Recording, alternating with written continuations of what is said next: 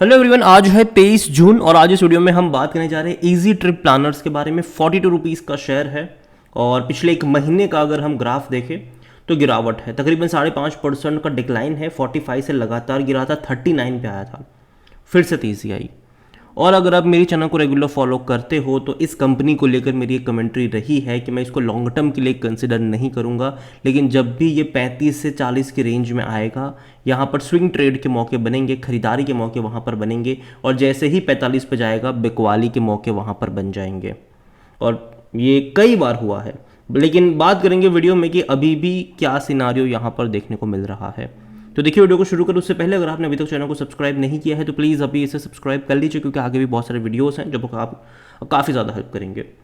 तो एक साल में मुश्किल से 1.5% का ग्रोथ है, लेकिन स्विंग ट्रेड के मौके काफ़ी अच्छे बने हैं। यहाँ पर अगर आप ग्राफ देखोगे तो 37 पे गया, तेज़ी दिखाकर 45 पे गया, गिरावट आई 38 पे गया, तेज़ी दिखाकर वापस 44 पे गया, गिरावट आई वापस 38 पे गया, तेज़ी आई थी भाई साहब, और ये बहुत बड़ी तेज़ी थी, 50 रुपये से ऊपर गया था। और तब मैंने कहा था कि ये टेम्पररी तेज़ी है, बहुत जल्दी यहाँ पर आपको गिरावट देखने को मिलेगी।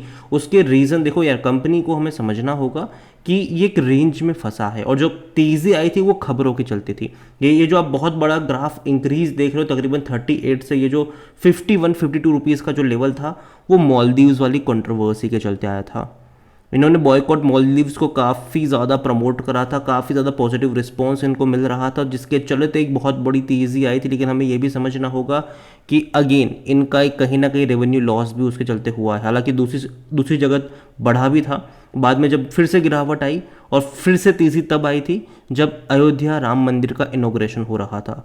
और जाहिर सी बात है उस टाइम पर सारे ट्रैवल के शेयर भाग रहे थे, सारे होटल शेयर भाग रहे थे, यहाँ पर भी तेज़ी देखने को मिल गई। तब भी मैंने कहा था कि 50 रुपये के ऊपर खरीदारी के मौके नहीं हैं, मैं इंतज़ार करूँगा 40 रुपये के नीचे आने का। तब काफ़ी लोगों ने काफ़ी ज़्यादा नेगेटिव कमेंट्री भी करी थी मेरे कमेंट सेक्शन में, लेकिन आप देख सकते हैं कि गिरावट दोबारा देखने को मिली यहाँ पर, और दोबारा 40 के नीचे गया था ये, अभी फिर से तेज़ी यहाँ पर बनी है। तो ये ग्राफ है, एक रेंज में अटका है ये, और ऐसा नहीं है कि कंपनी की कोई मोनोपोली है, जी नहीं। इस सेक्टर में बहुत सारी कंपनियां हैं और बहुत सारे लोग एंटर भी कर रहे हैं। जैसे कि अदानी भाई साहब ऑलरेडी कूद चुके हैं यहाँ पर अदानी वन के नाम से, ठीक है। आने वाले टाइम में और भी कुछ बड़े प्लेयर्स आपको एंट्री करते हुए यहाँ पर नज़र आने वाले टूरिज्म में, और मुझे लगता है कि जियो एक बहुत बड़ा प्लेयर होगा आने वाले टाइम में, याद रखिएगा इसके बारे में, जियो बहुत बड़ा प्लेयर होगा। इसके अलावा IRCTC भी है एक बड़े प्लेयर के तौर पर। इसके अलावा जो अगर आप कह लो मेक माई ट्रिप कह लो, गोवा IBIBO कह लो, कई सारे पेटीएम वगैरह कह लो, सब टिकटिंग बुकिंग का जो है वो काम करते हैं, हॉलीडे पैकेज का काम करते हैं ये। तो कंपटीशन अगर आप देखो तो इस सेक्टर में बहुत ही ज़्यादा है। और जहाँ तक वॉल्यूम्स की बात करें तो तकरीबन 60 लाख के आसपास के शेयर्स यहाँ पर ट्रेड होते नजर आए थे। इसका ऑल टाइम हाई 73 रुपीज़ का है, हालांकि वो बहुत पुरानी बात है, तब से लेकर अब तक काफ़ी ज़्यादा ही गिर चुका है। यहाँ पर मार्केट कैप इसका 7,500 करोड़ के आसपास देखने को मिल रहा है। और देखिए अगेन 40-45 रुपये का शेयर आपको देखने में सस्ता लग सकता है, लेकिन एक्चुअली में अगर आप देखोगे तो वो सस्ता उतना भी नहीं है। अगर हम बोनस की बात करें तो 2022 में एक ही साल में इसने 2 बार आपको बोनस दे दिया था, शेयर एडजस्ट हुआ उस तरीके से। और इतना ही नहीं, उसी साल स्प्लिट भी हो गया।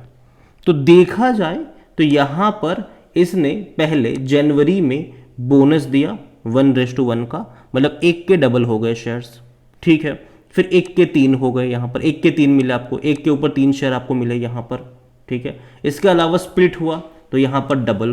तो ये चीज़ें हैं, ठीक है, आपको समझना होगा ये कि देखने में 42 रुपीज़ सस्ता लग सकता है, लेकिन एक्चुअली में अगर आप इसका सारा बोनस एडजस्ट काउंट करोगे तो शायद 400 रुपये के आसपास आपको बैठेगा।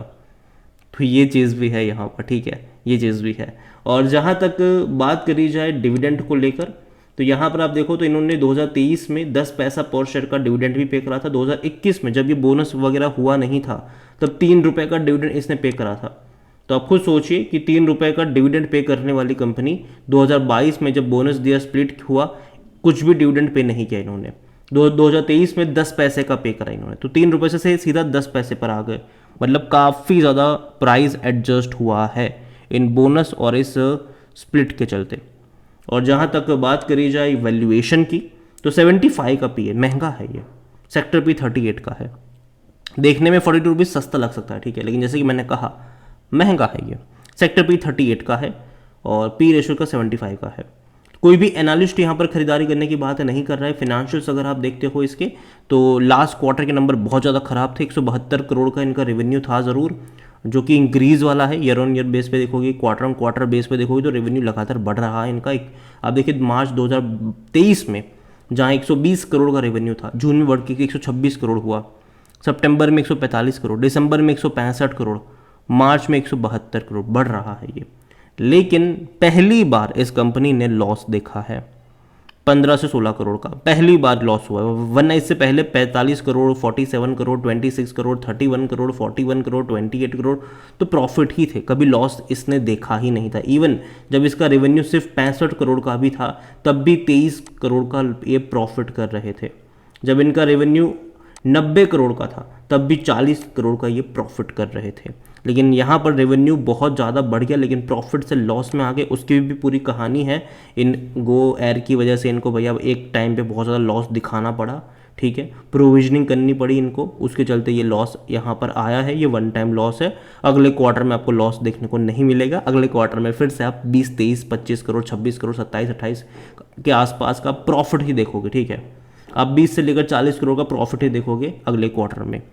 और जहाँ तक शेयर होल्डिंग की बात करी जाए, जो प्रमोटर है उनके पास 64.30% की होल्डिंग है, और प्रमोटर लगातार अपनी क्वांटिटी को बेच भी रहे। तकरीबन 74-75% की होल्डिंग थी प्रमोटर के पास आज से 1.5 साल पहले।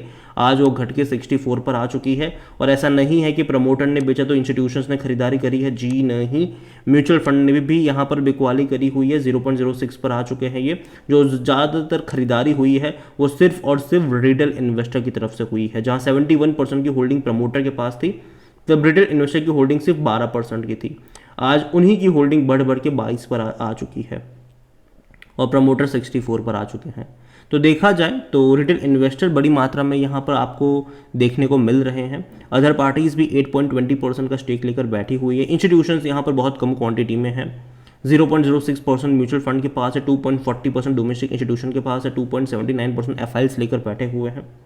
तो देखा जाए तो मैं इतना ही कहूँगा कि उतना ज़्यादा कॉन्फिडेंस शेयर होल्डिंग पैटर्न नहीं दे रहा है। लेकिन एक चीज़ है, जो मैंने कहा था कि लॉस इन्होंने रिपोर्ट करा था, उसकी वजह थी गो एयरलाइंस, ठीक है। यहाँ पर इनको लॉस इनका रिपोर्ट होने की सबसे बड़ी वजह यही थी कि इनको राइट ऑफ करना पड़ा यहाँ पर, और यहाँ पर रिकवरी की जो चांसेस है वो इनके अब ना के बराबर है। रिमोट इन पेंडिंग डिस्प्यूट रेजोल्यूशन जो है एनसीएलटी में चल रहा है, आएगा तो आएगा। और जो प्रोविजनिंग थी वो तकरीबन 54 करोड़ के नेट टैक्स की यहाँ पर प्रोविजनिंग इनको इसके चलते करनी पड़ी। इसके अलावा कंपनी ने पिछले कुछ टाइम में अगर आप देखोगे तो कई जगह पर स्टेक खरीदे हैं, जैसे कि इन Q4 में इन्होंने अक्वायर करा 50% का स्टेक जो था वो जीवनी हॉस्पिटलिटीज में इन्होंने खरीदा, और two developed luxurious 150 room Radisson Blu hotels in Ayodhya. Ayodhya में इनका प्लान है भैया 5 स्टार होटल खोलने का। ये कंपनी के को फाउंडर जो है उनकी तरफ से ये स्टेटमेंट भी आया था, ठीक है। उनका ये भी कहना है कि उन्होंने अपने बिजनेस को डाइवर्सिफाई करा है। इन्होंने अपनी एक नई सब्सिडरी लॉन्च करी है, easy trip insurance broker private limiteds के नाम से। और यहाँ पर अगर आप देखोगे तो एक बहुत बड़े इंश्योरेंस सेक्टर में भी ये एंट्री कर रहे हैं। जब भी आप इनके प्लेटफॉर्म से टिकट वगैरह बुक करते हो तो जाहिर सी बात है, इवन आप किसी भी प्लेटफॉर्म से अगर टिकट बुक करते हो तो इंश्योरेंस का एक ऑप्शन आपके पास आता है कि भाई आप अपने लगेज को इंश्योर करना चाहते हैं कि नहीं। अगर चाहते हैं तो इतना पैसा दीजिए यहाँ पर, ठीक है। तो इन्होंने अपनी ही सब्सिडी खोली हुई है, और इनकी खुद की वेबसाइट से, ऐप से कह लो, जितनी भी बुकिंग वगैरह होती है तो इंश्योरेंस इन्हीं के थ्रू जाता है, ठीक है, इन्हीं के थ्रू जाता है। This moves allow us to address customer needs more comprehensively beyond travel. Additionally we have been proactive in establishing partnership with government in institutions. देखिए गवर्नमेंट और इंस्टीट्यूशन के साथ पार्टनरशिप मुझे लगता है कि फ्यूचर में ये काफ़ी अच्छी हो सकती है। रीज़न ये है कि पिछले कुछ टाइम में इन्होंने कांग्रेस के अगेंस्ट में काफ़ी सारा स्टेटमेंट वगैरह दिए भी है, और कहीं ना कहीं बीजेपी के साथ ज़्यादा इनका लगाव देखने को मिल रहा है, ठीक है। तो वो चीज़ भी यहाँ पर है।